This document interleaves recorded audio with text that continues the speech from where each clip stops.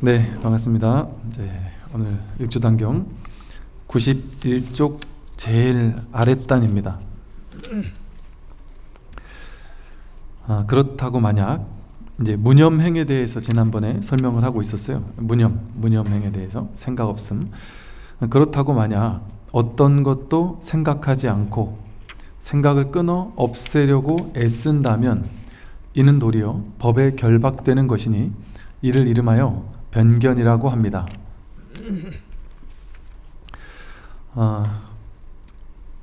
무념이라고 하니까 보통 사람들은 이제 불교는 뭐 무념법이다, 이제 무념이란 말을 많이 하잖아요. 그러니까 무념이라는 말만 보면 없을 무자에 이제 생각념자 하니까 생각이 없는 게 무념이구나, 그렇게 생각을 하죠. 많은 명상단체나 뭐 다양한 불교 명상단체도 포함해서 많은 곳들에서는 이제 생각이 분별이다, 그러니까 생각을 없애야 된다, 그게 무념이다. 그래가지고 생각을 없애는 것을 목표로 생각이 일어나면 알아차리고, 아니면 일어나면 뭐 연부를 한다든지, 일어나면 그거는 공부에 실패한 것처럼 그 생각이 일어나지도 않도록 해야 된다. 생각이 일어나지 않도록 어떤 생각을 꽉 움켜잡거나 하는 것을 이제 수행이라고, 명상이라고 이제 보통 생각하기 쉬운데 그게 아니라는 거죠. 어떤 것도 생각하지 않고 생각을 끊어 없애려고 애쓴다면 이는 도리어 법에 결박되는 것이다. 이를 이름하여 변견이라 한다. 치우친 견해다. 그러니까 생각과 싸워 이기는 것이 무념이 아닙니다. 생각을 없애는 게 무념이 아니고요. 부처님은 생각이 없는 사람이 아니죠. 우리가 생각 없는 상태를 만들려고 애써야 되는 것도 아니고, 또 깨달았다 하는 스님들을 보고 저분은 한 생각도 없겠구나, 그렇게 생각하면 말이 안 되죠. 그러니까 부처님이 한 생각도 없으면 말이 되겠습니까? 생각 다 일어난단 말이죠. 근데 생각의 뿌리가 무엇인지를 확인하는 거지, 생각이 실체가 없다라는 사실을 깨달아서, 본래 무념이라는 사실을 깨달아서 생각이 100% 다 일어나지만 일어난 것이 그대로, 념념이 그대로 무념임을 깨달아서 그 생각을 활용하고 자유자재로 써먹되 거기에 끌려다니지 않는 거죠. 내가 생각의 주인이 되어서 필요에 따라 써먹을 뿐이지, 그 생각을 주인 삼아서 생각이 나라고 여겨서 생각에 끌려다니지 않는 것일 뿐이다. 그게 무념이지 아예 생각이 없는 게 무념이 아니다. 그러니까 분별하지 마라 이랬다고 해서 그럼 어떻게 삽니까 하고 따지는 분들이 가끔 계시는데, 분별하지 마라 하는 거는 진짜 분별하지 마라는 얘기가 아니죠. 분별이 어떤 것인지를 확실하게 깨달아서 분별을 하되 분별에 끌려가지 말라는 것이죠. 머무는 바 없이 마음을 내라. 분별을 해서 쓸 건 다 써라. 그러나 분별을 실제라고 여기고 실체라고 여겨서 분별을 나라고 여기는 그런 허망한 망상에 끌려가서는 안 된다 하는 것이죠. 선지식들이요, 무념법을 깨달으면 만법에 다 통하고, 무념법을 깨달으면 모든 부처의 경계를 보며, 무념법을 깨달으면 부처님의 지위에 도달합니다. 이 무념법이라는, 일어나는 모든 생각들이, 모든 분별들이 본래 일어나도 일어난 바가 없구나, 이게 인연 따라 왔다 가긴 하지만 왔다 가도 왔다 간 바가 없구나, 이게 아무런 실체가 없구나 라는 사실을 깨달으면 만법에 다 통한다, 어디도 통하지 않는 것이 없다. 그리고 이 무념법을 깨달으면 모든 부처의 경계를 보고 또 부처님의 지위에 도달한다.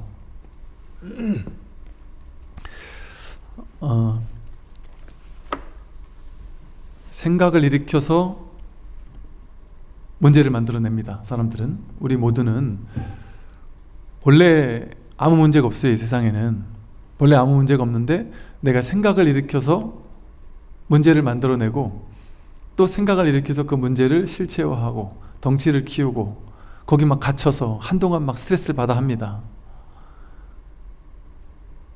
또 그러다가 또 딴 생각에 또 이 생각을 잊고 또 딴 생각에 또 빠져서 거기에 또 막 실체화시키고 거기 또 사로잡히고, 그러다 또 이건 또 어느 순간 관심 밖으로 밀려나고 또 다른 거에 또 집착하고, 이 집착의 대상을 바꿔가면서 그걸 실체화해요. 그 집착이라는 게 생각이잖아요. 내가 생각으로 쥐인 거잖아요. 이게 진짜야 하고 마음으로 일으킨 거란 말이죠.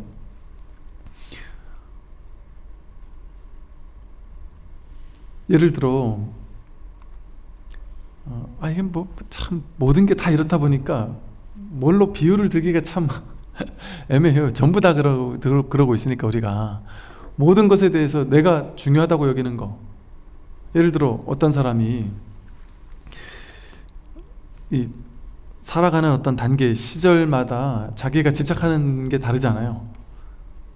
어떤 사람은 그 생각에 집착하기도 하거든요.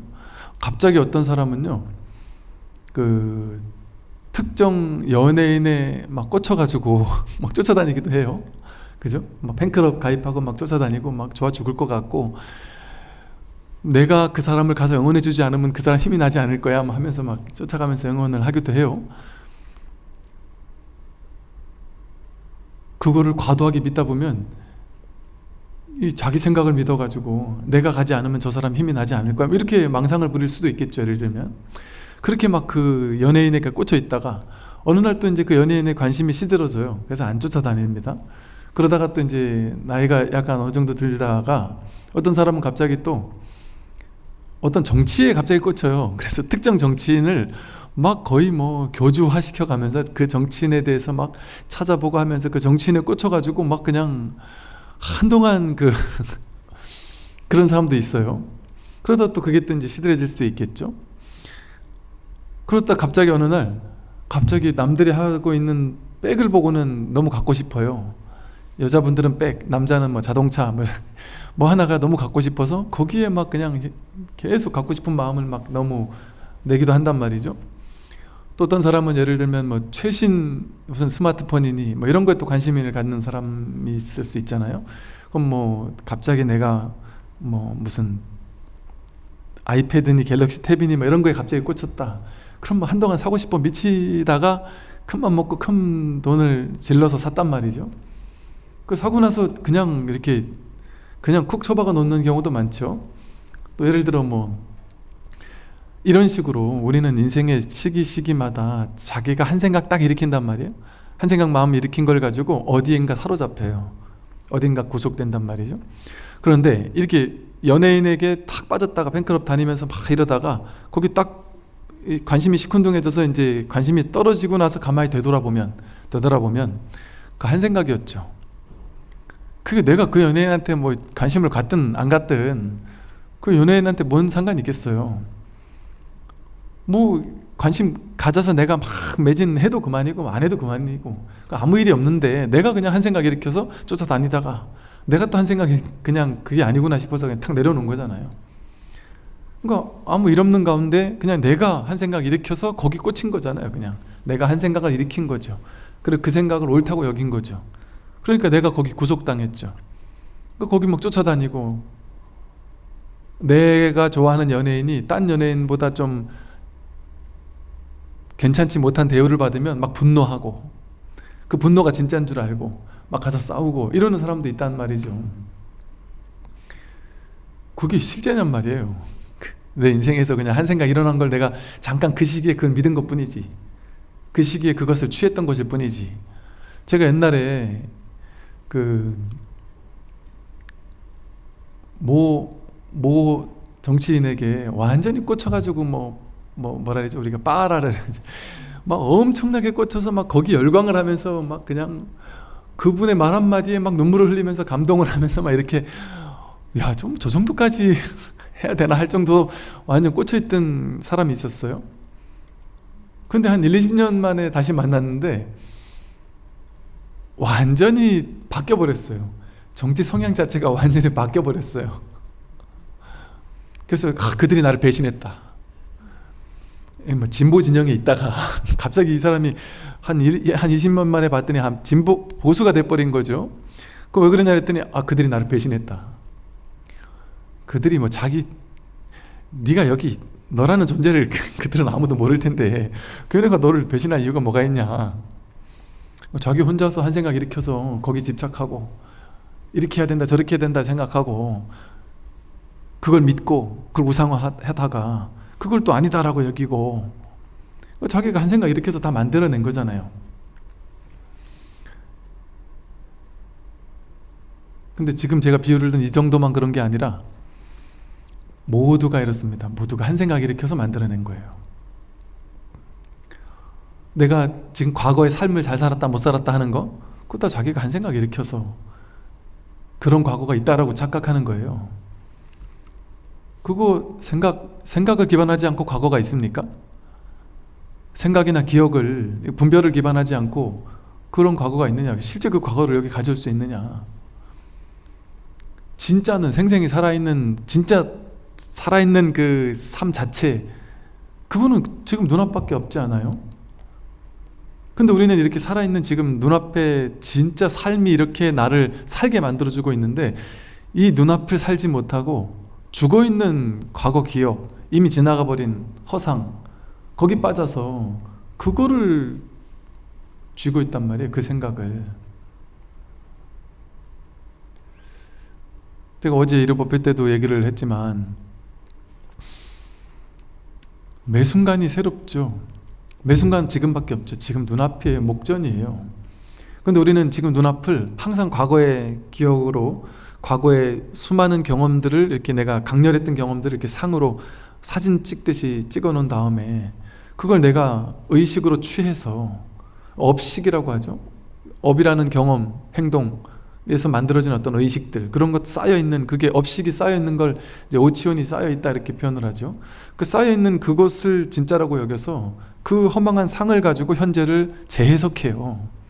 눈앞에 이렇게 살아있는 전혀 새로운, 그러니까 재행무상이라고 하듯이 지금 눈앞에는 완전히 전혀 처음 보는 이 진흥원 법당이 여기 있어요. 여러분들 지난주도 오고 그 지난주도 오셨겠지만 난생 처음 오는 법당이란 말이에요. 내가 지금 만나는 아버지, 어머니, 지금 만나는 남편, 아내, 전부 다 난생 처음, 지금의 그 사람이에요. 지금의 그 사람. 완전 새롭게 살아있는 지금이잖아요. 지금. 그런데 우리는 그 사람을, 과거에 그 사람이 나한테 이런 행동했고 저런 행동했고 이 사람 어떤 사람이야 라고 사진 찍은 기억들, 이미지, 업식들, 그걸 가지고 이 사람을 재해석해서 현재를 이렇게 살아있는, 끊임없이 변해가고 있는 이 사람을, 진짜 사람을, 살아있는 사람을 보지 않고 내 머릿속에 박제화된, 사진 찍어놓은 그 고정된 이 사람으로 본단 말이죠.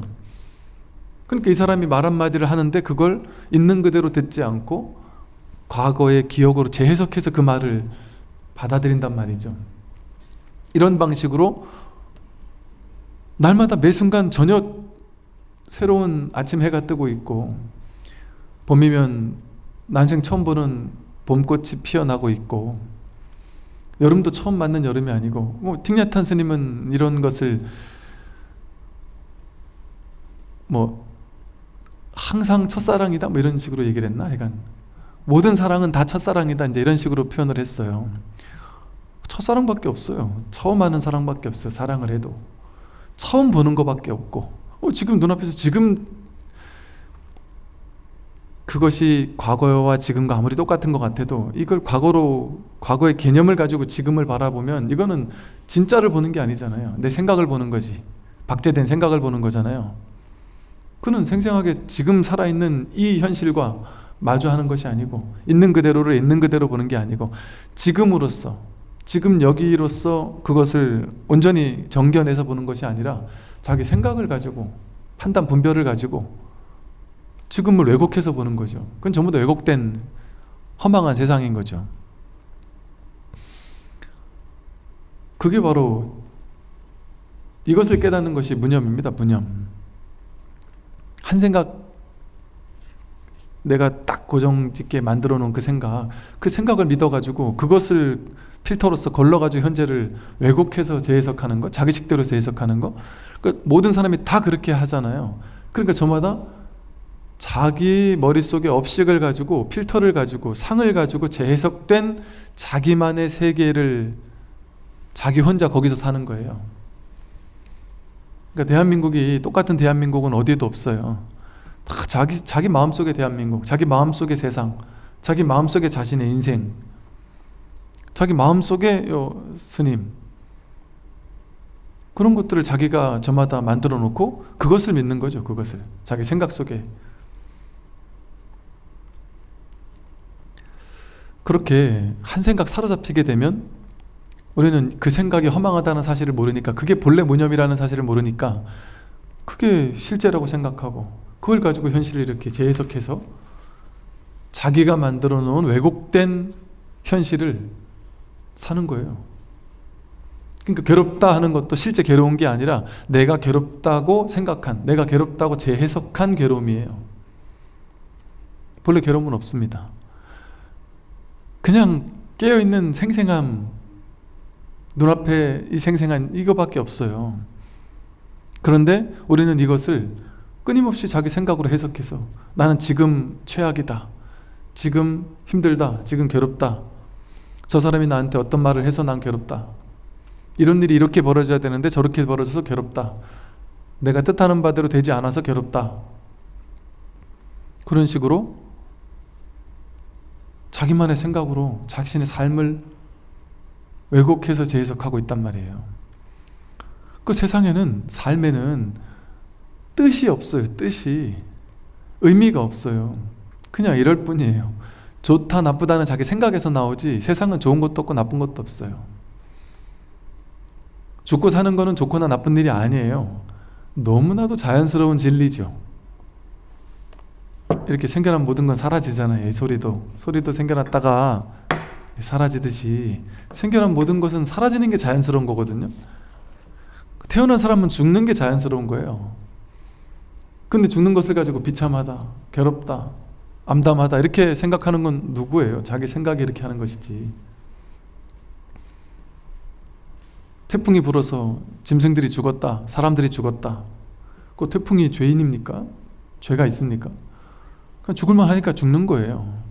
살만 하니까 사는 거고, 인연따라 생사가 벌어지는 거지 거긴 아무 의미가 없단 말이에요. 뜻이 없단 말이에요. 태어난다고 막 위대한 탄생도 아니고 죽는다고 암담한 죽음도 아니다. 그거 다 자기 생각이잖아요.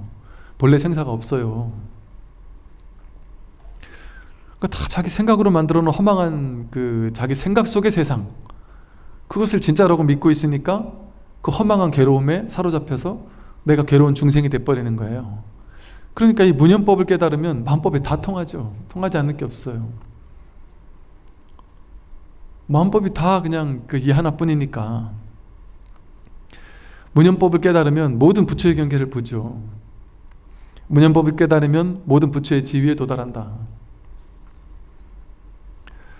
선지식들이요, 후대에 나의 법을 얻은 이가 이 돈교 법문을 모든 이들과 함께 보고 함께 행하겠노라고 발언하여 수지하기를 불사 이루듯 하여 종신토록 물러서지 않는다면 결정코 성인의 지위에 들어갈 것입니다.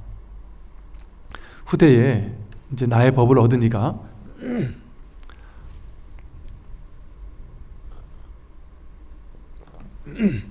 이 돈교법문, 뭘로 깨닫는 이 돈교법문을 모든 이들과 함께 이 법문을 듣고 보고 함께 행하겠노라 라고 발언하고 수지해야 된단 말이에요. 여러분들이 이 공부를 하면서 이 공부를 내 혼자 하겠다 그게 아니라 모든 이들과 함께 보고 함께 행하겠노라 하고 발언하고 수지하기를 불사 이루듯이 해야 된다. 이게 내 괴로움이 지금 우리에게는 문제지만 저들의 괴로움이 바로 내 괴로움이에요. 저들의 괴로움을 해결하는 게 내 괴로움을 해결하는 거예요. 저들이 바로 나기 때문에, 저 사람이 바로 나기 때문에. 근데 이런 마음이 있단 말이에요. 좋은 거 있으면 나만 하고 싶고, 그러듯이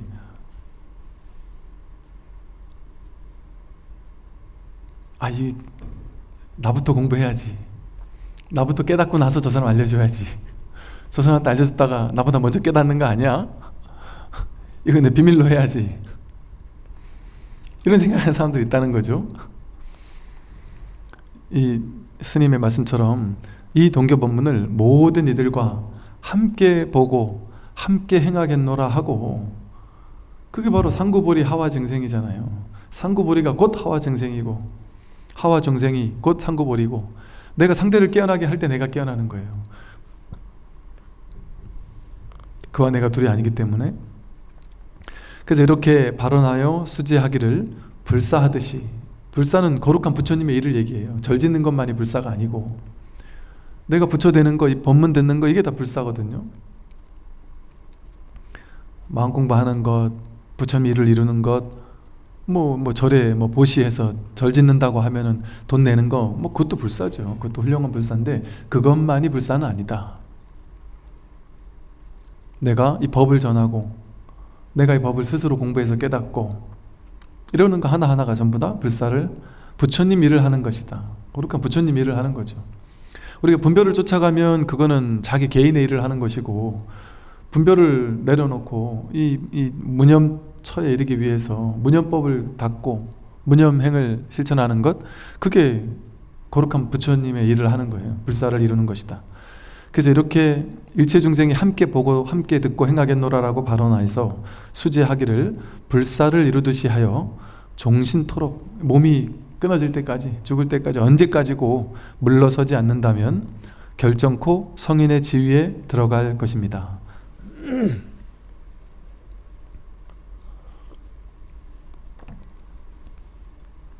보세요.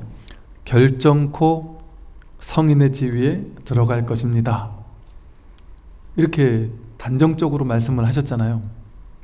이걸 우리는 안 믿어요. 이제 다 그래요. 다. 저도 옛날에 그랬고, 누구나 다 어떤 마음이 드냐면, 이 깨달음의 법문을 듣는다 이러면 100% 어떤 생각을 하냐면, 아휴, 부럽다. 저 사람은 되는구나. 나는 안 돼. 난 안 돼. 저 사람들은 되는구나. 난 안 돼. 이렇게 생각한다니까요. 난 안 되는 공부라고 생각해요. 난 안 되는 공부라고 이상하게 그렇게 생각을 한단 말이죠. 근데 이게 그 말이 왜 틀렸느냐, 이 스님이 왜 이렇게 결정코라는 말까지 써가면서 결정코 성인의 지위에 들어갈 것이다 라고 단정적으로 말씀을 하셨겠어요.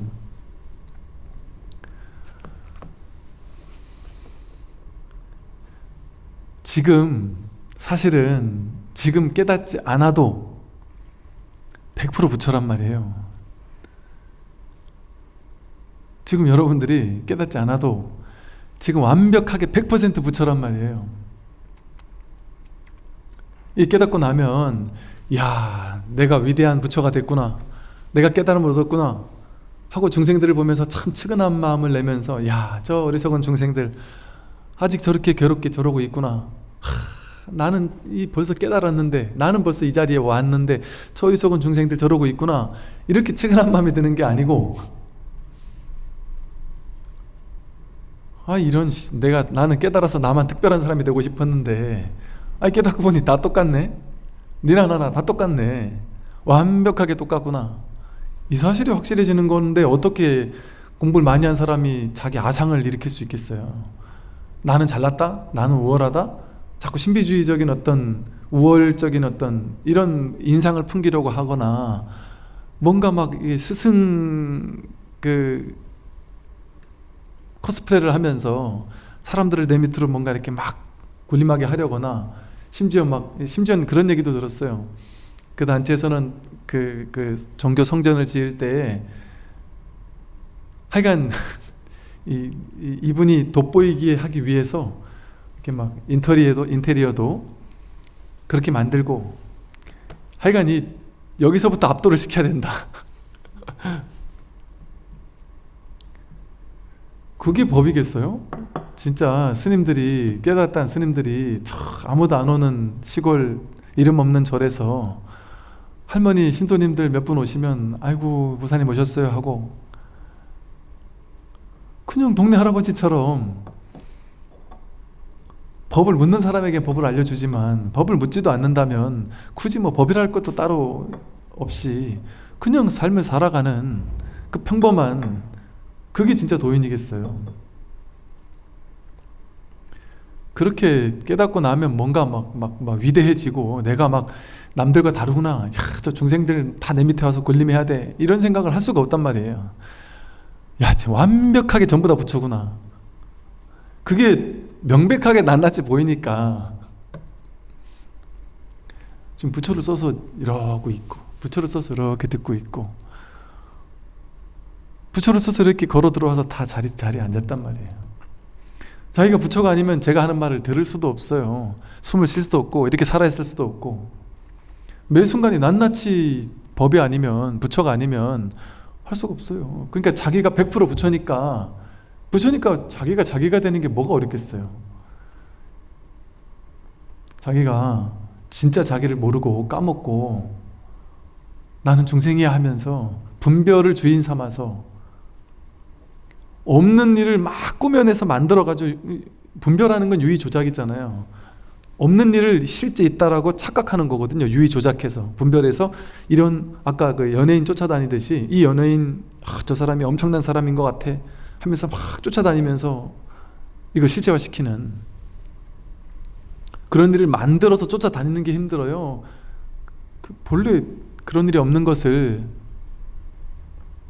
그러니까 유의조작 분별하는 것 자체가 힘든 일이에요. 중생으로 사는 것 자체가 힘든 일이에요. 뭔가를 하는 일이니까. 근데 우리는 태어나서 지금까지 계속 하고만 살았단 말이에요. 뭔가 하지 않으면 안 될 것 같고, 시대 뒤떨어질 것 같고, 해야지 된다라고 생각했단 말이에요. 그러니까 그 습 때문에 그 습을 떼기가 힘든 거지. 본래 부처라는 거는 어쩔 수가 없다. 우리 뭔가 열심히 해야지만 살아가는 게 아니에요. 내가 열심히 해야지 돈을 더 많이 벌고, 뭐 그렇다고도 할 수 없고 그렇지 않다고도 할 수 없어요. 거기에만 달려있는 문제가 아니다. 아니, 성경에 그런 얘기 있잖아요. 저 날아가는 새는 따로 내가 뭘 하지도 않는데 하나님이 알아서 다 먹이고 키우고 다 한다. 하물며 사람은 어떻겠어요? 저절로 되게 돼 있어요. 저절로 되게 돼 있습니다. 그 우리 그냥 본성이에요. 저절로 되게 돼 있어요. 제가 돈 정말 최저 조금의 돈만 가지고 20대 때 미국에 가서 이렇게 몇 달을 다닌 적이 있었는데, 돈이 너무 없잖아요. 말도 잘 안 통하고 아는 사람도 아무도 없고, 그런데도 내가 배가 고프니까 어떻게든 먹게 돼 있어요. 내가 뭔가 문제가 생기면 그 문제를 해결하게 돼 있어요. 신기하게. 그리고 신기하게 그때그때 해결될 만한 사람들이 와서 도와주고, 뭔 짓이라도 하더라니까요. 뭐 나쁜 짓을 한 건 아니지만, 어느 절에 가서 그냥 대뜸 나도 모르게 그냥 가까운 절에 전화를 해가지고 그 절에 가 며칠 있기도 하고 신세를 지기도 하고 밥을 얻어 먹기도 하고.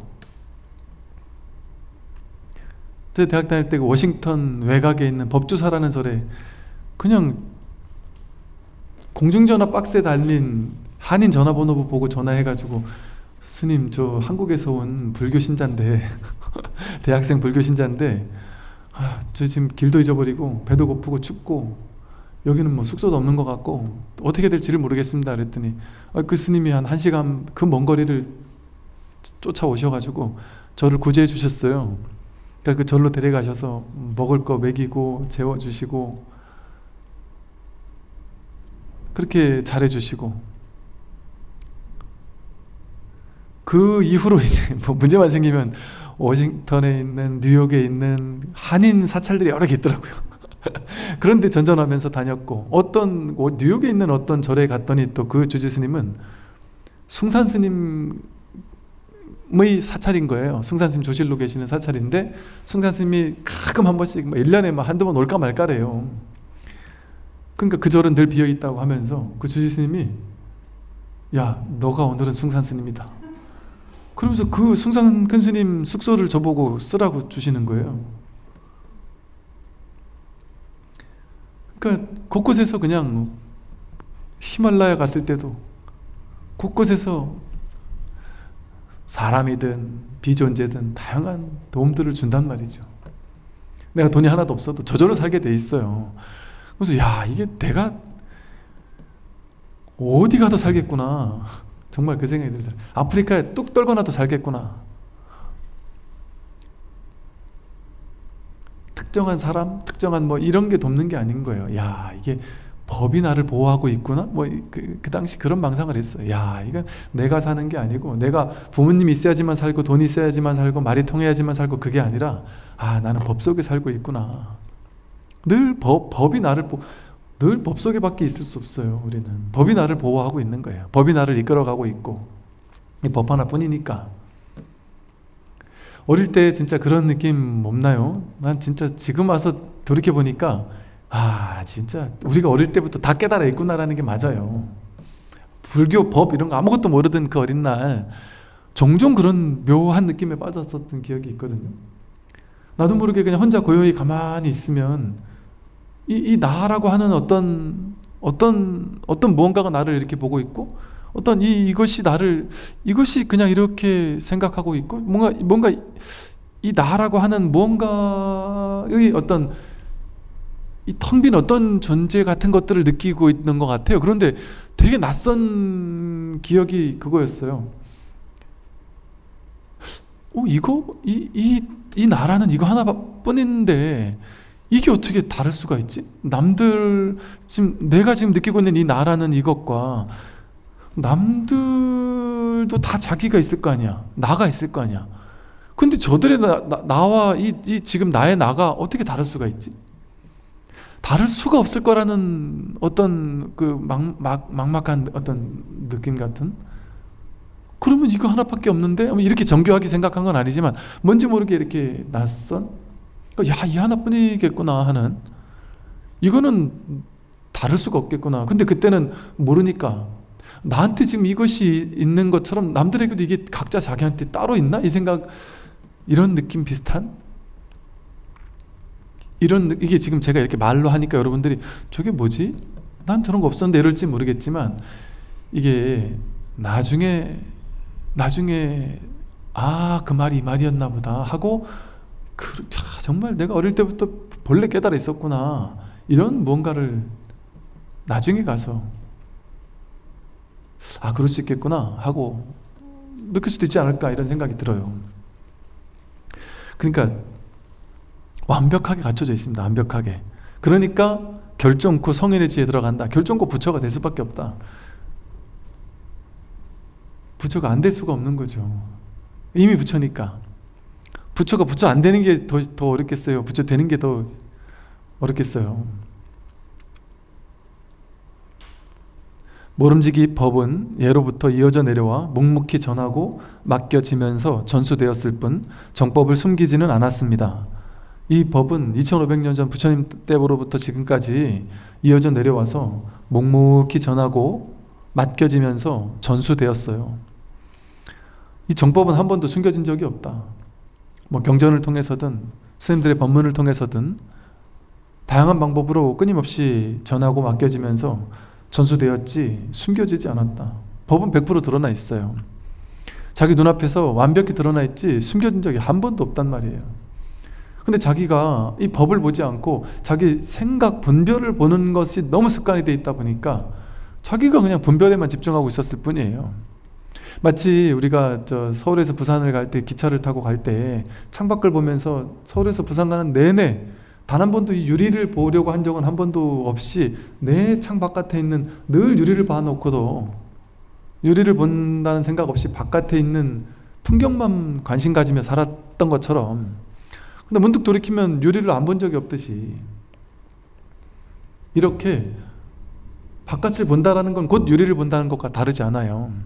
내가 말한다라는 것, 생각하고 행동하고 움직이고 작용하는 모든 것들이 전부 다 그건 먼저 첫 번째 자리에 먼저 유리를 통과해야 다른 걸 보듯이, 이 첫 번째 자리를 통과하지 않고선 두 번째 자리 떨어질 수가 없어요. 그러니까 두 번째 자리 떨어진 생각, 망상, 분별, 괴로움에 떨어지는 것은 곧 내가 부처라는 걸 100% 증명해 주고 있는 거예요. 내가 생각이 일어났다, 그건 부처라는 소식을 얘기해 주는 거예요. 괴로워하고 있다, 그건 내가 부처라는 걸 명백하게 증거해 주고 있는 거란 말이에요. 그러나 만약 견해와 실천이 이 법과 다르고 별도의 법을 내세우는 자에게는 이 법을 전하지 마십시오.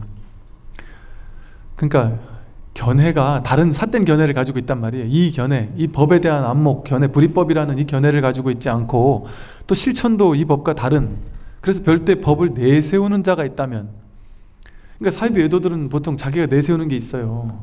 자기가 주장하는 게 있어요. 이게 법이야, 이게 진리야, 이것만이 진실이야 하고 내세우는 게 있고, 자기 견해가 있고 자기 실천이 있단 말이에요. 자기 견해가 있고 실천이 있으면 그거는 별도의 다른 법을 내세우는 자란 말이에요. 그들에게는 이 법을 전하지 마십시오. 이 법을 전할 수 없어요. 그러니까 불교는 견해가 없다래잖아요. 어떤 게 정견이냐? 견해 없는 견해가 진짜 견해고, 많은 분들이 와서 어떻게 실천해야 됩니까? 어떤 방법이 있습니까? 방법 없다, 실천 없다. 이거는 견해도 없고 실천도 없단 말이에요. 방법도 없단 말이에요. 길도 없고. 근데 자기마다 딱 내세우는 한 가지 법이 있으면 기준이 생기는 거잖아요. 틀이 생기는 거잖아요. 이게 진리야 진리 아닌 거예요, 기준. 그럼 자기 기준대로 재단한단 말이에요. 그러면 그 사람이 이 법을 들으면 욕하죠. 왜? 자기 기준과 안 맞으니까. 오히려 이 법을 보고 사이비 외도라고 할 수도 있겠죠. 자기 딱 정해진 그 틀, 기준, 거기에 안 맞는다고 여기면 그건 다 틀렸다고 생각하니까. 그러니까 이 허망하게 법에 대한 상, 깨달음에 대한 상, 공부는 이런 거야, 불교는 이런 거야 라는 딱 기준, 상이 있는 사람은 그런 사람한테 이 공부를 얘기할 수 없어요. 가만히 돌이켜보건데 저도 이걸 나도 모르게 알고 있었던 것 같아요. 얘기 안 해요. 제가 군승으로 있으면서 얼마나 많은 동료 스님들이 계셨겠어요. 도반 스님들이 계셨겠어요. 그분들한테 법에 대한 얘기 안 해요. 내가 처음에 못 모르고 한 명한테 얘기했다가 아니나 다를까 당신의 생각을 가지고 이게 자꾸 이렇게 논리 뭐 이런 걸 가지고 반박을 하고 이러는 걸 보고서는 아, 이거 섣불리 꺼낼 얘기가 아니구나. 그다음부터 얘기를 그 누구에게도 얘기하지 않았어요. 한두 명 정도만 제가 한 2명 얘기했던 것 같아요. 왜?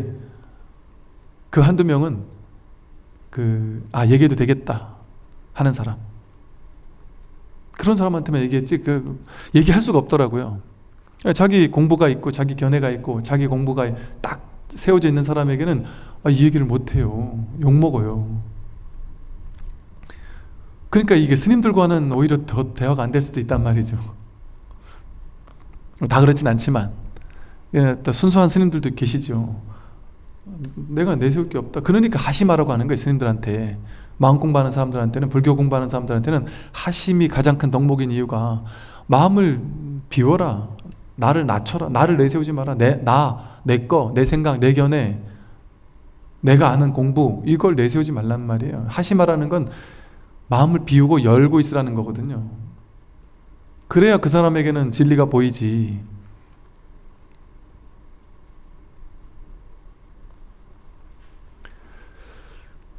그들은 법을 이어온 이전 분들의 노력을 헛되게 하여 끝까지 이익이 없을 것입니다. 어리석은 이들은 이 법문을 비방하면서 이해하지 못하기 때문에 백겁 천생 동안 부처될 종성을 끊어버릴까 두렵습니다. 이럴 수 있어요. 이 말씀이 100% 이해되죠. 당연히 이 선을 욕하는 사람들 많이 있어요. 공개적으로 욕하는 사람도 있고, 법문 듣는 게 수행이라고 말도 안 되는 소리 하지 말라고 욕하는 사람들도 있고, 선이라는 것에 대해서 아예 그냥 막 욕하는 사람도 있고, 그럴 수 있죠. 당연히 자기 법이 뭐 어떤 것이다라는 딱 견해가 쥐어 있는 사람들한테는. 그러니까 이제 제가 그 말씀 드리잖아요. 이렇게 어떤 분들은 이제 저랑 친분도 없고 법문 들은 지도 이제 얼마 안 됐고 그랬는데 이제 저한테 대뜸 물어보세요. 저는 제 법문을 들은 지 며칠 되지도 않은 분이 당신은 지난 10년간 5년간 몇 년간 그 절에 다니고 그 스님과 공부를 했다. 근데 이제 보니까 그 스님이 정법이 아닌 것 같다. 뭐 이게 진짜가 아닌 것 같다. 이게 판별해 주십시오. 여기 이제 나와야 되나요? 말아야 되나요? 이게 정법입니까? 아닙니까? 이 스님이 정법입니까? 사법입니까? 올바른 겁니까? 아닙니까? 그걸 저한테 와서 판별해 달라면 그분은 그 스님과 10년을 인연 맺었고 제 설법만 잠깐 들었다고 하시면서 이 문자 보내가지고 저 이메일 보내가지고 판별해 달라면 제가 그분은 정법이 아니니까 나가지 마십시오 이렇게 답해야 되겠어요? 그게 옳은 말이겠어요? 왜? 그게 정법 사법이 어디 있겠습니까? 방편이 필요한 사람에게는 방편을 설하는 것이고 또 그 방편에서 노연하는 사람에게는 또 그 다음에 어떤 또 진실을 설하는 것이고 그거는 어떻게 되는 거예요? 스승 입장에서 이 사람은 정법이고 이 사람은 사법이다 이렇게 얘기할 수 없다니까요. 그렇게 말해봐야 그건 자기 생각이잖아요. 우리 듣는 사람 입장에서 그죠? 내가 저 사람을 믿지 않는데 저 사람이 이건 정법이고 이건 사법이다 라고 얘기해도 여러분 믿을 거예요? 안 믿는다니까요. 내가 그 사람에게 완전한 신뢰가 있고 내가 마음속으로나마라도 스승이라고 모실 마음에 어떤 믿음이 있고 그랬을 때라면 뭔 말이라도 믿겠지만 그게 아닌 입장에서라면 그거는 그냥 분별이라서 그거는 자기 안목으로 자기 스스로 선택하는 거예요. 어떤 스승을 선택할 건지는 자기가 안목을 갖춰서 자기 스스로 선택하는 거지 그거를 뭐 누구한테 대신해 달라 할 수 없어요. 물론 이제 오랜 친분이 있고 인연이 있고 그런 사람 같으면 설명해 줄 수 있겠죠. 그러나 그것도 다는 아니에요. 저랑 인연이 깊고 제가 충분히 어느 정도는 이게 믿는다고 생각했던 사람 중에도 이렇게 공부를 하다가 갑자기 사이비 외도에 빠져가지고 거기에 사로잡히는 사람이 있더라니까요. 제가 못 빠지게 하려고 막 붙잡고 얘기를 해도 안 되는 분들도 있더라니까요. 그럼 제가 못 빠지게 하려고 너무 과도하게 하면 이게 오히려 그 사람에게 저에게 대한 반감이 있을 수도 있잖아요. 그건 어쩔 수 없어요. 그런 경우에는 내가 할 수 있는 만큼의 얘기는 해주되 그래도 안 된다 하면은 그럼 그 사람이 안 먹인 거예요. 어쩔 수 없는 거예요. 그럼 기다려주는 수밖에 더 있겠어요? 언젠가 다시 돌아오든 말든 내가 할 수 있는 만큼 하는 것이지 거기에도 집착하면 이 정법에도 집착해서는 안 된단 말이에요.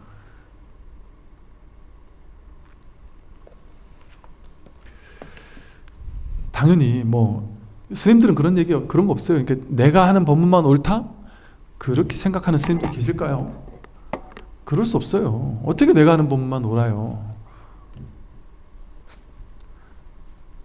제가 이게 뭐 줏대가 없어가지고 이럴 수도 있고 저럴 수도 있습니다 이렇게 얘기하는 게 아니에요.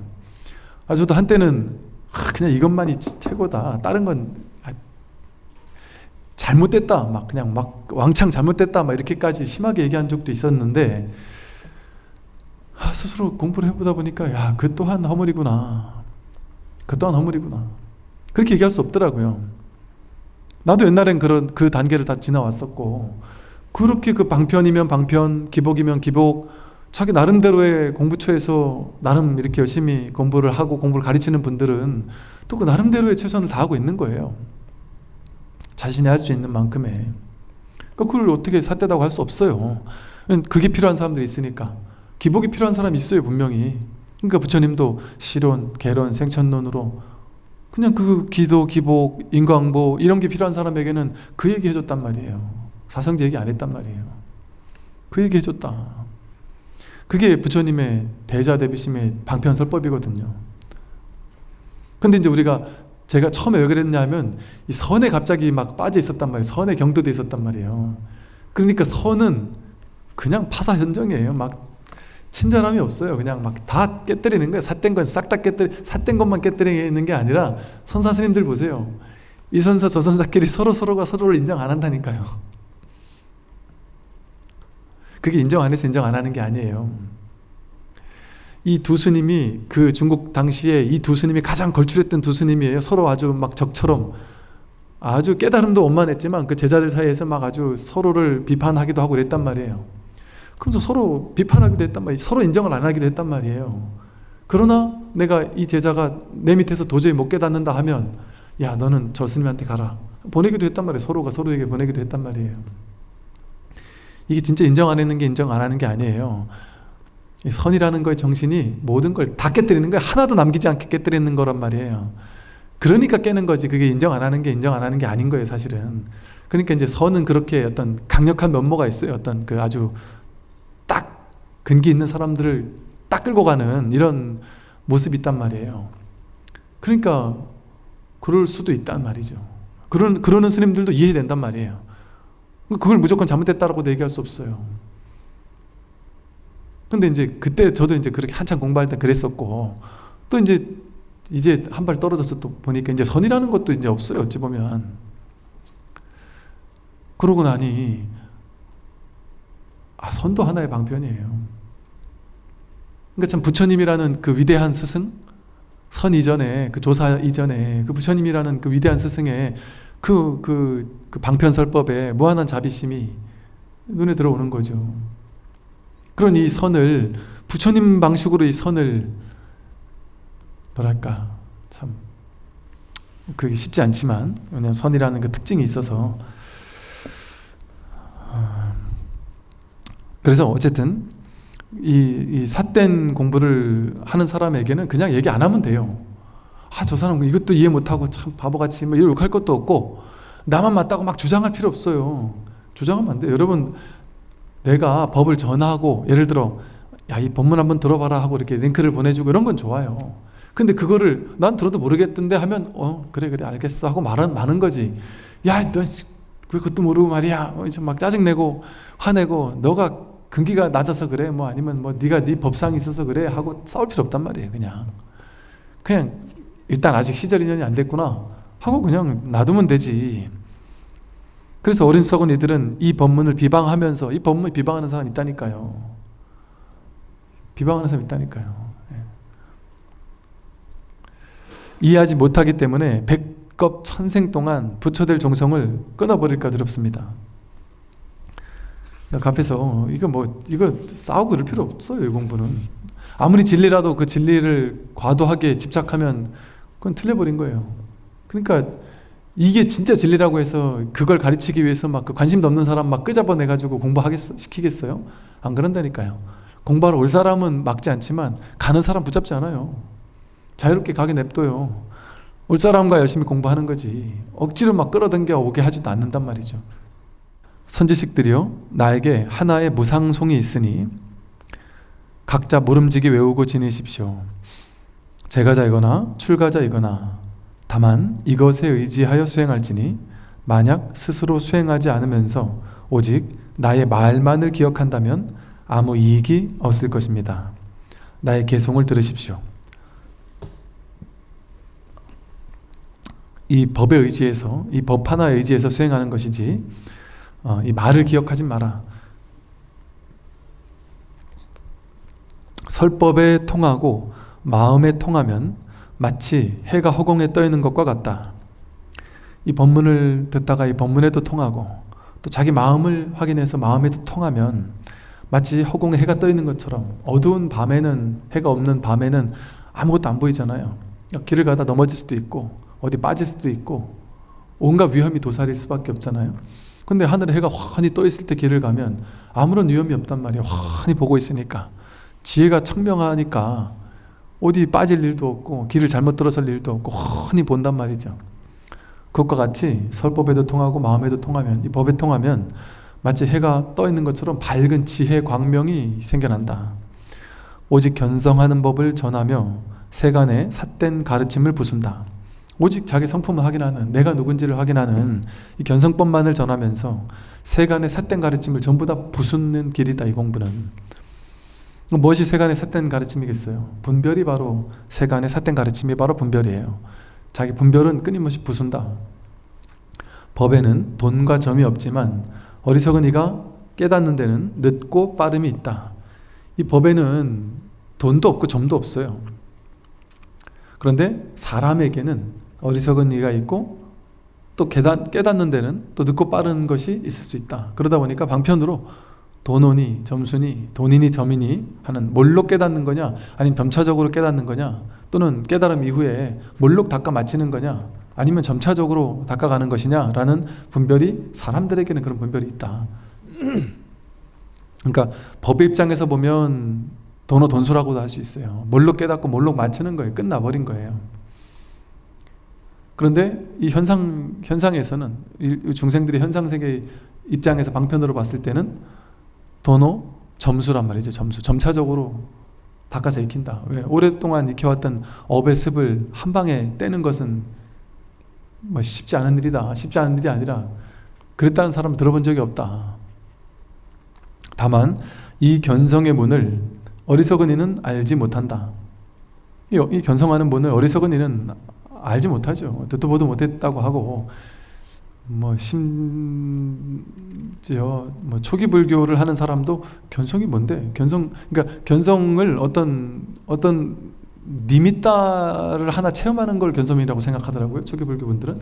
그래서 견성 얘기를 하는데 대화 자체가 안 될 수도 있단 말이에요.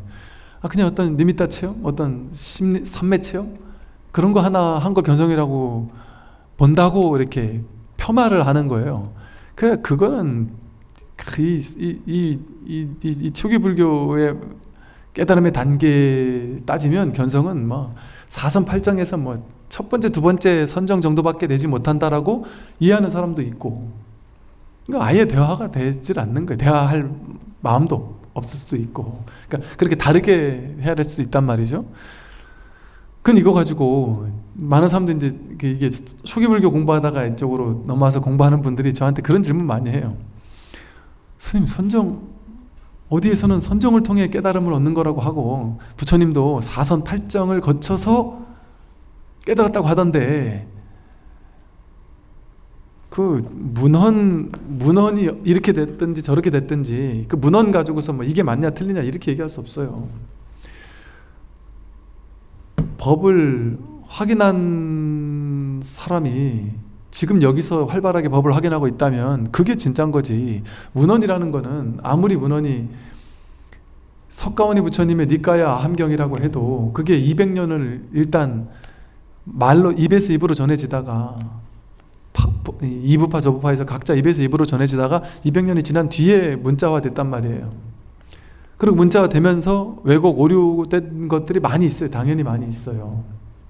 뭐 예를 들어 뭐 전생의 이야기니 뭐 이런 전생담 같은 것 중에 상당한 부분은 인도 브라만교에서부터 옛날부터 있었던 고사 이야기들, 그런 것들이 부처님의 어떤 이야기인 것처럼 이렇게 둔갑을 해가지고 나타난 것들도 거기다 막 편입시켜버린 것들도 은근히 있고, 그런 식으로 이렇게 막 짬뽕이 되는 것들이 있을 수 있어요. 그러니 그 문헌 이런 것 가지고 뭐 고지고대로 그것만이 절대 진실이다 뭐 이렇게 얘기하기는 쉽지 않죠. 그 어디죠? 이집트인가 어디에 있는 그 고문헌, 거기에 이제 우리 저 성경에서 나오는 뭐 동물들을 한 쌍씩 데리고서 뭐 방주를 타고 가고 어쩌고 하는 그 얘기들이 성경 읽기 이전에 그 고문헌에서부터 이미 있었다고 그러죠. 그러면 혼란스럽잖아. 이것만이 절대 진실인데 그게 여기서 차용해 온 거야? 이러면 이제 또 혼란스러워진단 말이죠. 그러니까 그 말, 언어, 개념. 그런데 그 성경이든 불경이든 그 경전 자체에 절대 진실, 절대 뭐가 있다라고 이렇게 생각할 수는 없단 말이에요. 그게 왜곡 오류의 가능성이 분명히 있을 수 있단 말이죠. 그래서 그러니까 그런 부분도 마찬가지예요. 이게 뭐가 맞습니까? 이렇게 물어보는 거는 좋은 질문이 되지 못해요. 왜? 저쪽에서는 그게 맞다고 하고 이쪽에서는 그게 아니라고 하니까. 선에서는 사선팔장을 되게 중요하게 여겨요. 그래서 선정 체험을 한 사람과 안 한 사람이 되게 중요하게 여겨요. 공부된 사람이냐 안 된 사람이냐도 선정을 얼마만큼 어느 정도 선정까지 닦았느냐가 되게 중요한 중차대한 요소예요. 근데 그분들이 보기엔 이 견성이라는 건 이건 아무것도 아닌 걸 수도 있단 말이에요. 저는 또 그런 걸 실제로 많이 봤고 스님들끼리도 피 튀겨요. 이 공부에 대한 게 좋은 모습이죠. 선을 공부하신 분들과 저 초기 불교를 공부해서 초기 불교에서 상당한 수준에 가신 분들과 선에서 또 상당한 수준에 가신 분들이 정말 피 튀기는 게 정말 싸운다기보다는 그 법에 대한 논쟁, 다 훌륭하신 분들이신데 그런 모습들을 저는 적나라하게 너무나 봤다 보니까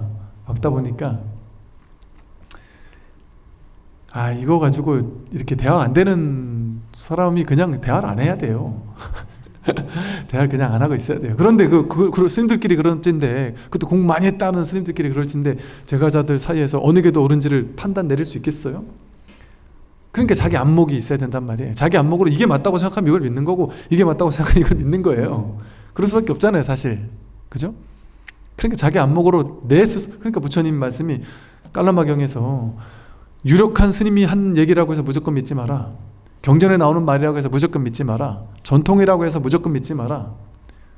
뭐 과학 논문으로 증명된 거라 해서 무조건 믿지 마라. 예를 들면 너가 직접 공부해봐서 직접 체험해보고 직접 깨달아서 그게 맞으면 그것을 믿어라.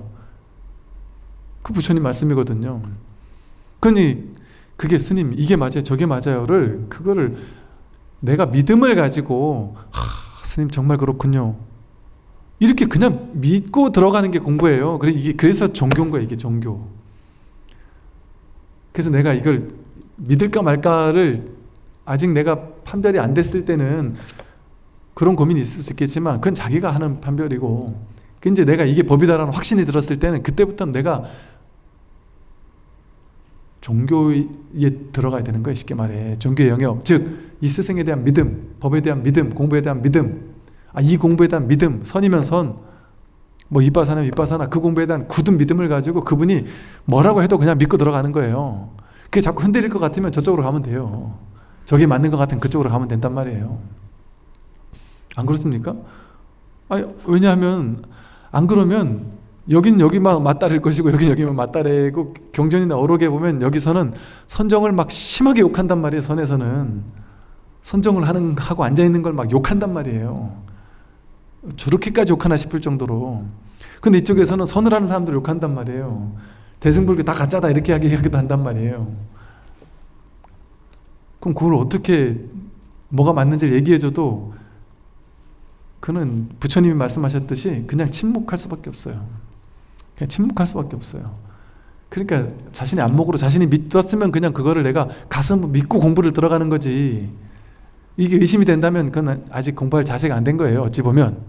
그러나 내가 맹목적으로 믿으라는 얘기는 아니에요. 내가 확실하게 믿을 수 있다 할 때 맹목적 믿음이 이제 그때부터 믿음이 들어가야 된다는 거지. 근데 이게 진짜 정법인지 사법인지도 모르겠다 할 때는 맹목적으로 믿으면 안 되죠. 확실하게 분별해야죠. 택법각지, 법을 택하는 지혜가 있어야죠. 안목이 있어야죠. 그래서 이분이 진짜 훌륭한 스승인가 아닌가를 택할 수 있는 그 안목을 먼저 갖춰야죠. 그래야만 우리가 사이비 외도에 빠지지 않을 수 있단 말이에요.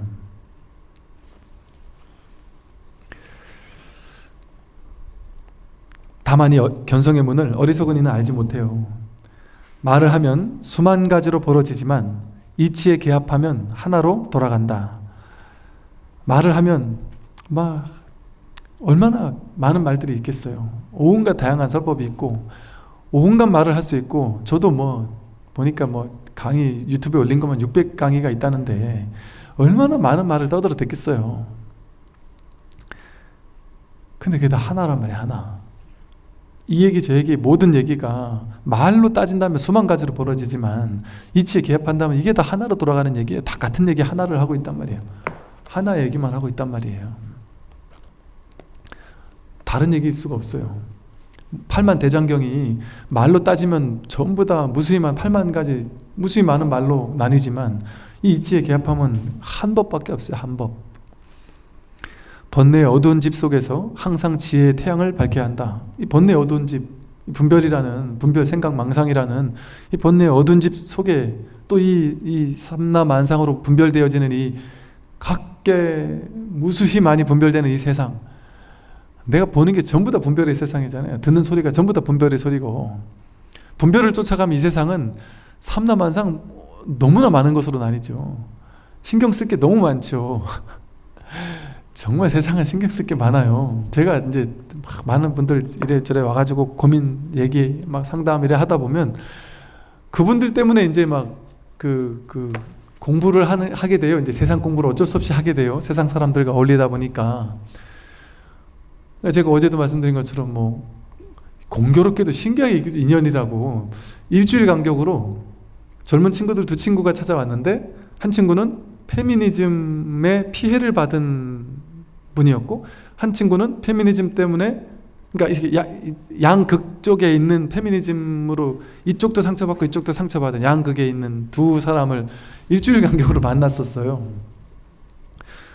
저는 처음에는 그 얘기 이해를 못 하겠더라고요. 이게 페미니즘이 난 그냥 남녀 평등 정도, 이 정도 얘기하는 거겠지, 이렇게 정도만 생각을 했는데, 그게 뭐라고 저렇게까지 막 상처를 받고 막 상처를 주고 사회적인 문제래요. 어마어마한 사회적인 문제. 특히나 지금 20대들 사이에서는 엄청난 사회적인 문제라는 거예요, 이게.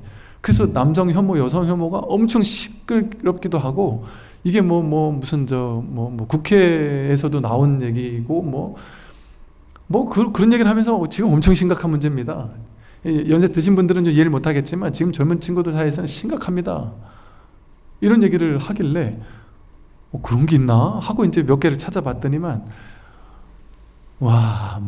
페미니즘, 페미니스트들도 이제 온갖 다양한 부류가 있는 거예요. 부류가 있고, 이게 좀 극단적인 사람들도 있고, 좀 그렇지 않은 사람도 있고, 또 이거 반페미니즘 진영에 또 막 이 페미니즘과 싸우는 사람들도 있고, 이게 페미니즘만 그러겠어요? 정치도 보수 진보가 있듯이. 그런데 이런 이슈 하나하나 가지고 전부 다 대립한단 말이에요. 이슈 하나하나 가지고. 페미니즘만 문제가 아니고 세상은 그렇잖아요, 그죠? 이슈 하나하나 가지고 다 대립하고 갈등한단 말이에요. 그러면 그게 실제인 것 같아요. 이 세상은 그냥 자기 생각 하나 가지고 그 어떤 사상 하나를, 이걸 이쪽에 있느냐 없느냐 그 분별 하나 가지고 이 극단 저 극단으로 나눠서 싸우는 거잖아요. 그게 본래 실체가 있습니까? 정치가 본래 실체가 있습니까? 근데 우리는 모두 다를 실체화시켜서 둘로 나눠놓고 그 중에 어떤 한쪽의 편을 들어야 돼요. 그 편을 들지 않으면 줏대 없는 사람이라고 생각된단 말이에요. 자기 생각도 없는 사람인 것처럼 왜 우리 하나 결론을 내려야 되죠? 어떤 특정한 과학에 대해서, 어떤 특정한 문제에 대해서 왜 내 나름의 결론을 다 가지고 있어야 되죠? 그건 내가 하나를 이쪽 아니면 저쪽 중에 하나 선택한다는 거잖아요. 선택하는 이유도 가지고 있는 거잖아요. 왜 그래야 되죠? 선택해야 됩니까? 취사 간택하지 않아도 돼요. 왜? 선택했다 하더라도 그것이 진짜 절대 진실이라는 확신이 있냔 말이에요. 근데 이제 중생세간은 그게 중생세간이거든요. 그러니까 당의 대변인을 뽑는데 논쟁을 본다. 그게 이제 그냥 전 재밌게 보는 거죠, 그냥. 저런 방식도 새롭다. 이렇게 재밌게 보는 거죠, 그냥. 근데 이렇게 붙여볼 수도 있겠지 하는 거지. 이게 예를 들어 어떤 사안 하나 가지고 국민에게 보편적으로 100% 돈을 얼마씩 이렇게 코로나 이 돈을 줘야 되느냐, 아니면 저소득층 일부에게만 줘야 되느냐 가지고 싸운단 말이죠. 그럴 수 있죠, 중생세간에서는. 근데 우리가 반드시 이것만이 절대 옳고 저건 절대 틀렸다라고 해서 둘로 나눠서 저거는 절대 틀린 생각, 이건 절대 옳은 생각이라고 양변에 치우칠 필요가 있냔 말이에요. 이것도 이거 나름대로 옳을 수 있고 이것도 이거 나름대로 옳을 수 있잖아요. 근데 이제 이 현실을 살다 보면 이 편이 되어서 논쟁할 때도 있겠죠, 그죠? 이 편이 서서 논쟁할 때도 있겠죠, 그죠? 그런 건 인정한단 말이죠. 근데 내가 진짜로 이것만이 절대 진실이라든지 저것만이 절대 진실이라든지, 페미니스트가 아니면 나쁜 사람들이라든지, 아니면 반페미인 사람들은 이 사람들이 이상하게 보고 이 중에 어느 한쪽에 서야 된다든지, 그게 이 중생의 취사간택이 만들어내는 이 복잡다단한 세계거든요. 거기에 내가 왜 동조해야 되냔 말이에요. 거기 왜 우리가 무조건 따라가야 되냔 말이에요. 그 중에 어느 한 진영에 속해야 되냔 말이에요. 속하지 않는 것만이 진리라는 얘기를 하는 것도 아니에요. 속해도 되고 속하지 않아도 된단 말이에요. 그 모든 가능성에 마음을 열 수 있어야 된단 말이에요. 속해도 되죠. 속하지만 집착 없이 속한다면 그 팀들을 리더할 수 있어요, 지혜롭게. 과도하게 집착 없이 그 속에 있고, 과도하게 집착 없이 이 속에 있다면, 그래서 서로에게 마음을 열 수 있다면, 그러면서 이게 세상이 발전하는 거 아닐까요? 근데 그게 이제 극단으로 치달아서 이것만이 절대 진실이고 저건 절대 잘못됐다라고 해서 그거로 치달으면 그게 이제 남성 혐오, 여성 혐오가 되는 거 아니겠어요? 왜? 남녀가 평등하게 좀 이게 남자와 여자가 평등하지 못하던 측면들이 그동안 있었다면 이걸 지금 바로 잡자. 얼마나 좋은 얘기예요. 누구나 다 좋다고 얘기하죠. 다. 근데 그게 극단으로 치달아 가지고 대결 양상이 되고 아무것도 아닌 일 하나를 무조건 그런 어떤 프레임으로 씌워 가지고 남녀 간의 갈등으로 막 그냥 하게 된다면 그게 어리석음이잖아요. 이게 둘로 나누어서 극단적으로 치닫는 게 어리석음이에요. 그게 이게 중생세간의 문제인데, 이렇게 되면 아무것도 아닌 일이, 그러니까 이제 저도 처음에 그 친구들 얘기 듣기 전까지는 페미니즘 이런 건 그냥 어디 되게 거기 관심 있는 일부 사람들이 있나 보지 이 정도만 생각을 했는데, 이게 지금 20대들 사이에서는 엄청난 문제라고 하니, 그 지금 대학생들, 대학원생쯤 되는 20대들 사이에서는요 너무 심각하대요. 이게 너무 심각하대요. 그래서 이게 진짜 엄청난 이게 갈등이 심하대요. 그러니까 그런 얘기를 들으니까, 야, 이게 보세요. 진짜 아무것도 아닌 문제, 아니 아무것도 아니라면 또 모르지만 그냥 있을 수 있고 없을 수 있는 그냥 이대로의 문제가 어떤 주의가 되고 사상이 되어 가지고 막 하게 되면 문제가 된단 말이에요. 제가 어제 비유했던 것처럼 제가 종소리를 이렇게 땡 하고 종소리를 쳤는데, 이 종소리에 갑자기 내가 추종자가 돼가지고, 야, 이 종소리를 듣기만 해도 이 종소리가 우리 마음에 이렇게 파장이 돼서 우리 몸 세포도 좋아지고 정신도 좋아지고 명상이 되고 몸과 마음이 다 청정해져. 그래서 매일 이렇게 종소리만 들으면 우리 몸이 너무나도 좋아져 라고 만약에 제가 주장을 하면서 그걸 하나의 주의로 만들었어요. 어떤 법칙으로 만들어 종교처럼 하나 만들어서, 아, 이 종소리를 듣기만 해도 몸도 좋아지고 마음도 좋아지고 깨달을 수 있어, 이런 어떤 사상을 하나 만들었다. 그래서 이걸 막 주장하면 그게 아니다라고 하는 사람들도 또 있을 거 아니에요. 그게 말이 되냐 하고 생각하는 사람도 있을 거 아니에요. 이걸 강력하게 주장하게 되면 이 파가 생기고 이거 반대파가 생긴단 말이에요. 난 그 소리 듣기 싫다라고 생각하는 파가 또 생긴단 말이에요. 그럼 이 종소리라는 아무것도 아닌 게 실제화된다니까요. 그래서 둘로 패가 나는, 싸우게 된다니까요. 아무것도 아닌 거 가지고.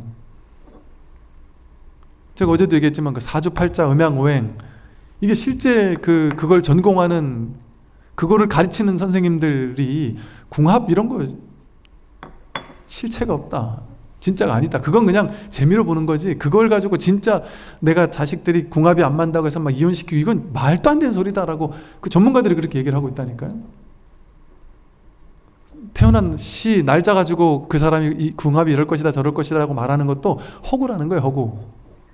허구라고 그렇게 얘기를 한단 말이에요. 근데 그게 실제 뭔가가 있을 거야, 그건 맞는 뭔가가 있어라고 믿는 사람이 있고 안 믿는 사람이 있잖아요. 지금 그걸 믿는 사람과 안 믿는 사람이 둘로 나뉘고 있잖아요. 지금 그런 것처럼 이 세상은 아무 뜻도 없고 의미도 없어요. 그냥 있는 이대로예요. 근데 거기에 무언가 하나를 쥐어서 이걸 옳다라고 주장하는 사람이 생기면 그 반대파도 생겨요. 그럼 그게 이제 돈이 되는 일이 생긴단 말이에요. 거기 투신하는 사람이 생기고 그게 돈으로도 연결되고, 그러면 이게 이제 하나의 산업이 되고 뭐 무슨 걸 일이 돼버리고, 그럼 여기에 또 견고한 사상이 막 논문도 나오고 하면서 사상이 정립이 되고, 그러면 이게 실체화가 된단 말이에요. 학문이 돼버리고 밥벌이가 되고, 이게 이제 문화가 되고 전통이 돼요. 그러면 지금 와서 이제 공부하는 사람들에게는 실제 그게 있다고 느껴지는 거예요. 그래서 본래 이 세상은 그냥 있는 이대로일 뿐 뜻도 없고 의미도 없다, 분별할 게 없다라고 얘기하면 이 말이 되게 낯선 거예요. 조스님 이상한 얘기 하는구나. 실제 사주도 있고 팔자도 있고 뭐가 이 모든 문제가 다 있는데, 이렇게 실제 이 세상에 문제가 있고 그 문제 가지고 실제 이렇게 막 갈등이 있는데 그게 어떻게 본래 본질에선 텅 비었다고 하느냐, 말도 안 되는 소리다라고 이제 한단 말이죠. 이렇게 둘로 나누는 게 지금 이 시대가 지금 그걸 실체화 시켜가지고 세상이 지금 돌아가고 있다 보니까 그걸 진짜라고 여기는 세상이란 말이에요. 그러니까 이렇게 말을 따라가면 세상은 천차만별로 나뉘는 거예요. 근데 말을 따라가지 않으면, 분별을 따라가지 않으면 이 세상은 지극히 심플해서 아무 일이 없어요. 무사인, 본래 아무 일이 없단 말이에요. 한 물건도 없고 아무 의미도 없고 뜻도 없고 그러니까 공하다래요. 공하다, 텅 비었다. 공하다니까요. 아무 일이 없는데 그냥 하나를 만드는 거예요. 여러분 뭐 이거 온갖 명상단체, 심지어 사이비 종교단체도 그렇고 뭐 하나를 가지고 만들면 그게 이제 그게 되는 거예요. 그럼 그 추종자들이 생겨요. 그 추종자들 만드는 것이 쉽다니까요. 그 강력하게 뭔가 있어 보이는 것처럼 실제인 것처럼 계속해서 논리를 막 마련해가지고 막 얘기하면 거기 따라온다니까요. 사로잡혀가지고 심지어 나중에 종교에 완전 그렇게 사입에 집착하는 사람들은 어때요? 지금 우리는 지금 다 같이 집단적으로 저 위에서 우리를 부르신다. 그건 집단 자살도 하는 거예요. 그런 신뢰가 많잖아요. 그러면서도 집단 자살하면서도 우리는 다 좋은 곳으로 간다고 생각하는 거예요. 기쁘게 자살을 받아들인단 말이에요. 그런 일도 벌어질 수 있다. 그러니까 이 분별이 극단으로 치우치면 이런 일이 생긴단 말이죠. 근데 그 분별 이전에는 본래 아무 일이 없었잖아요. 본래 한 물건도 없어요. 이 세상은 인연따라 생기고 사라지고 그뿐이지. 이렇게 이 소리가 인연따라 생기고 사라지고 그뿐이지. 이것도 생기고 사라지고 그뿐이지. 이 건물도, 여러분도, 돈, 명예, 권력, 지위, 나, 내 자식, 내 가족 전부 다 인연따라 생기고 사라지고 그뿐이지. 뭐 한 물건이 있습니까? 뭐 실제라는 게 실제 있습니까? 그 모든 것들이 일어나고 사라지는 이 바탕 배경, 이 하나의 바다에서 그냥 온갖 물결이 일어나는 것 뿐이에요. 근데 그 하나의 특정한 물결을 일어났다 보니까 그 물결 금방 사라질 건데 그 물결을 가지고 막 사상, 철학을 만들어 가지고 논문을 써서 이게 맞느니 틀리느니 이게 좋으니 나쁘니 온갖 걸 만들어낸단 말이에요.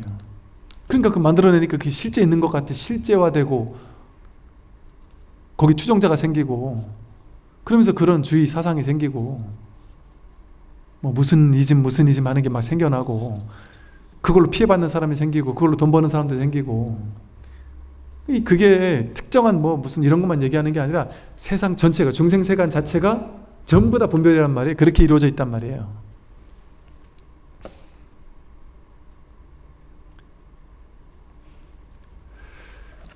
그래서 이 번뇌의 어두운 집 속에서 항상 지혜의 태양을 밝혀야 돼요. 말을 하면 수만 가지로 벌어지고 분별을 하면 수만 가지로 벌어지지만 이치에 개합하면 그냥 하나로 돌아가요. 하나의 텅 빈.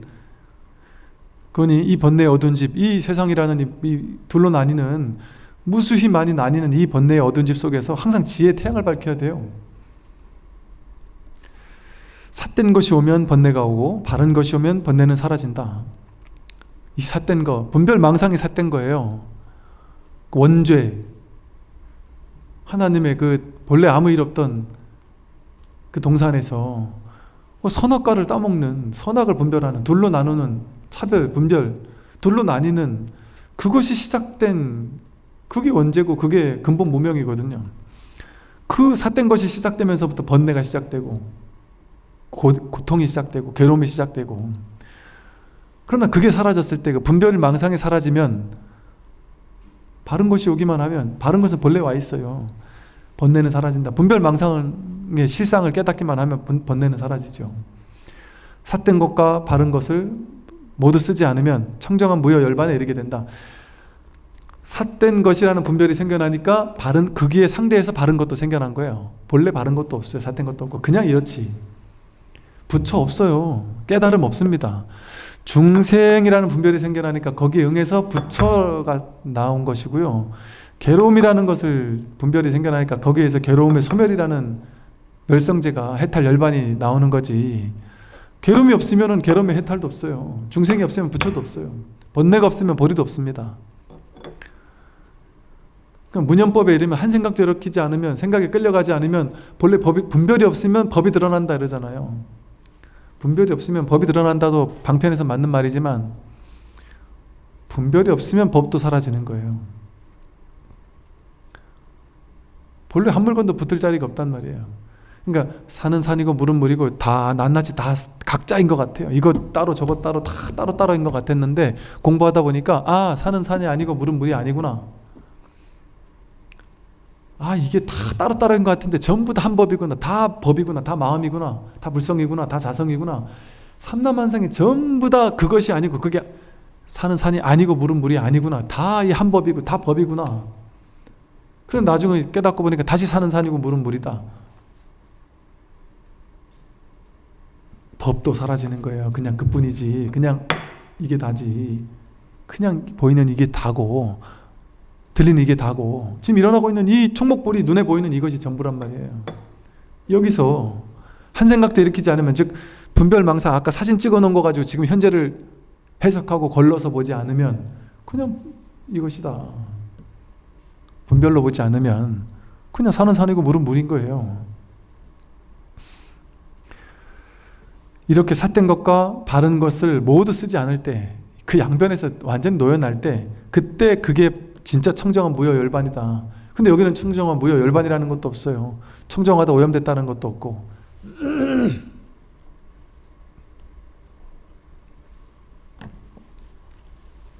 깨달음이 본래 자신의 본성인데 마음을 일으키면 곧바로 허망해진다.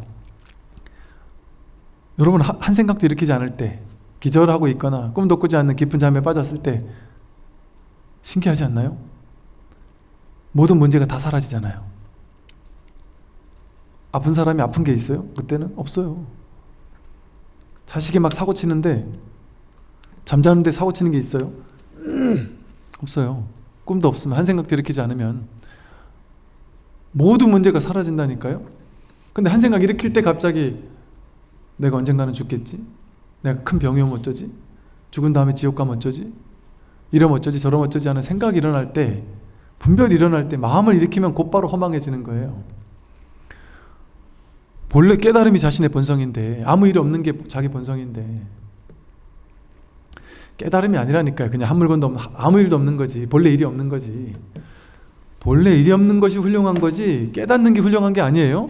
깨닫는 거에 훌륭하다고 여기면 깨닫는 무언가가 있잖아요. 법이 있잖아요. 근데 아무 일 없는 게 좋은 거예요. 선악 중에 선이 좋은 게 아니고 선도 없고 악도 없는 게 좋은 거예요. 인생이 막 잘 풀리는 게 좋은 게 아니에요. 잘 풀릴 것도 없고 안 풀릴 것도 없구나라는 거에 눈 뜨는 게 중요한 거지. 깨달음이 본래 자신의 본성인데 마음을 일으키면 막 곧바로 허망해지는 거예요. 그냥 한 생각 일으키고, 한 생각 집착 일으키고, 분별 일으키면, 그걸 믿으면 곧바로 세상 삼라만상에 온갖 인생사 문제가 펼쳐지기 시작한다.